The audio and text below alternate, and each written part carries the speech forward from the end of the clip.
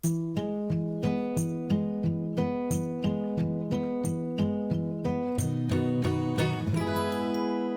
semua, kembali lagi di channel 22. Di sini kami akan membagikan mengenai analisa tingkat vaksinasi COVID-19 di wilayah Bali dalam pemulihan ekonomi. Simak baik-baik ya. Kamu tahu nggak sih kalau wilayah Bali ini dijadikan tolak ukur dalam kebangkitan industri wisata dan industri kreatif di Indonesia? For your information aja nih guys, pendapatan asli di daerah Bali sebanyak 80% bersumber pada pariwisata. Berbeda nih dengan sektor lain seperti pertanian yang hanya memberikan kontribusi sekitar 14-15%. Namun, pada saat pandemi COVID-19 ini, perekonomian Bali mengalami keterpurukan hingga mencapai angka minus 10,98%. Di tahun 2021, Bali mengadakan program vaksinasi massal yang mengacu dalam kerjasama antara Perhimpunan Hotel dan Restoran Indonesia dan Kemenkes. Sehubungan dengan data target 70% dari total kurang lebih 4,5 juta jiwa penduduk Bali, dengan mengutamakan wisatawan dan manula sebagai prioritas. Nah, dampaknya pembukaan tahap awal International Tourism Border mengalami perubahan zona hijau di 3 wilayah, seperti kawasan Nusa Dua, Sanur, dan Ubu sebagai pilot project. Dari sini kita bisa melihat tingkat keterisian dan jumlah kedatangan wisata asing dalam tahun 2019 sampai 2021 dalam segi aspek perhotelan Bali. Tindakan yang dilakukan oleh pemerintah Bali dalam upaya penyelamatan pariwisata di Bali sesuai dengan standar WHO. Pertama, pelaksanaan 3T, Testing, Tracking, and Treatment. Bali sudah di atas standar WHO, tester dari 1 juta penduduk dalam 1 minggu, tetapi positif rate masih di angka 38,3%, sangat jauh di atas standar WHO yang dipatok pada angka 5%. Herd immunity, suntikan dosis pertama telah melebihi target 70% dari total penduduk Bali yang berjumlah 4,3 juta orang. Vaksin COVID-19 digunakan di Bali adalah vaksin Sinovac yang memiliki jarak penyuntikan 4 minggu dan vaksin AstraZeneca yang memiliki jarak penyuntikan 8 minggu.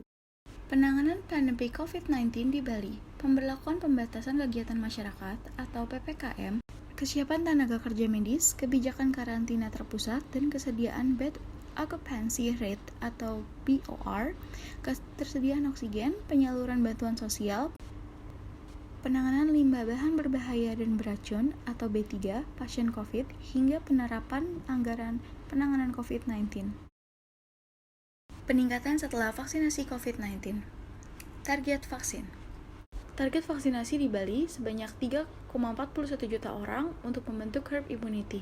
Hingga Rabu 13 Oktober 2021, 3,374.230 juta orang mendapatkan vaksin dosis pertama atau 99,09% dari target.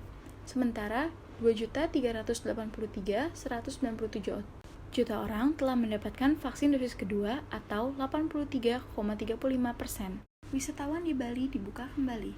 Sejak 14 Oktober 2021, pariwisata Bali kembali dibuka untuk wisatawan secara bertahap dengan protokol yang ketat. Pembukaan dilakukan karena angka vaksinasi dosis kedua sudah mencapai 84,8%. Penerbangan Jawa Bali. Dengan penangkal COVID di Bali, pemerintah melakukan uji coba untuk membuka kembali pariwisata di Bali. Dengan persyaratan untuk penerbangan, diberlakukan tes RT-PCR 2 kali 24 jam dan menunjukkan kartu vaksin dosis pertama. Syarat ini pun berlaku untuk anak di bawah 12 tahun. Berikut diantaranya wisata Bali yang telah dibuka: Pantai Sanur, Pantai Legian, Pantai Kota, Pantai Melastri, Tanah Lot, Kebun Raya Bali, Danau Batur, Danau Baratan, dan Bali Bird Park. Case study Rahel V-nya. Rahel V-nya melakukan perjalanan ke Bali tanpa mengikuti karantina selepas pulang dari Amerika. Seperti yang diketahui, Rahel V-nya melakukan perjalanan ke Bali selepas pulang dari Amerika tanpa melakukan karantina terlebih dahulu. Pihak maskapai yang menyetujuinya karena ada surat tugas yang diberikan oleh pihak agen travel yang melakukan kerjasama dengan Rahel V-nya. Namun sampai saat ini belum ada informasi terkait kejelasan agen travel dan masih dalam proses penyelidikan pihak tersebut.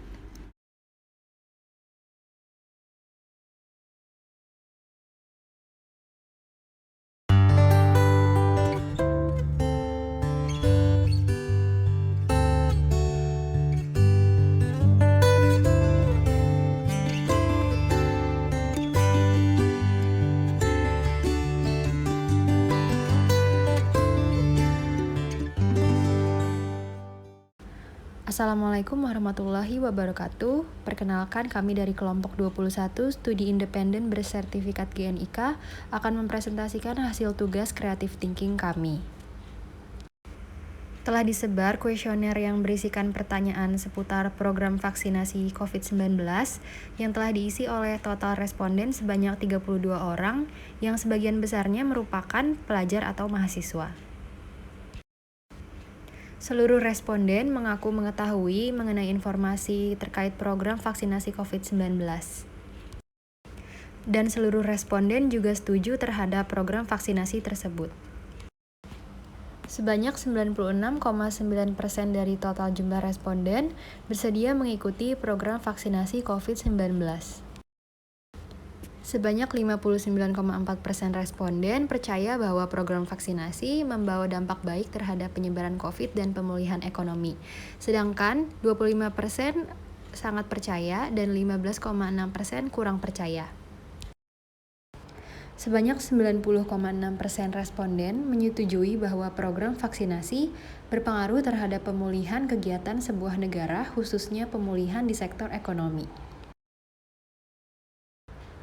Alasan responden mengikuti program vaksinasi COVID yaitu sebanyak 34,4% mengaku karena tuntutan kerja, 6,3% mengaku karena ikut-ikutan, 28,1% mengaku karena keinginan, 21,9% mengaku karena keterpaksaan, dan 9,4% mengaku karena alasan lainnya. Pandangan responden terhadap kondisi perekonomian Indonesia pada saat sebelum dan sesudah program vaksinasi dijalankan, yaitu sebanyak 34,4% responden beranggapan sama saja, 21,9% responden beranggapan lebih buruk, dan 43,8% responden beranggapan lebih baik. Sebanyak 71,9% responden beranggapan bahwa program vaksinasi berdampak baik terhadap perekonomian Indonesia dan 28,1% responden menganggap bahwa program vaksinasi sama saja terhadap perekonomian Indonesia. Sebanyak 68,8% responden menganggap bahwa sektor pariwisatalah yang paling terdampak akibat adanya pandemi, kemudian 28,1% responden menganggap bahwa sektor industri lah yang paling terdampak oleh pandemi. Kemudian menurut responden mengenai sektor apa yang paling cepat mendongkrak pemulihan ekonomi Indonesia, yaitu sebanyak 37,5% responden menjawab sektor pariwisata, 18,8% menjawab sektor retail, 28,1% menjawab sektor industri, dan 15,6% menjawab sektor pertanian. Kemudian untuk pertanyaan terakhir yaitu apakah peraturan pemerintah seperti PSBB dan PPKM efektif mencegah penyebaran COVID dan membuat ekonomi Indonesia kembali meningkat? Sebanyak 59,4 responden menjawab sama saja, 9,4%-nya menjawab lebih buruk, dan 31,3% responden menjawab lebih baik. Sekian, terima kasih. Wassalamualaikum warahmatullahi wabarakatuh.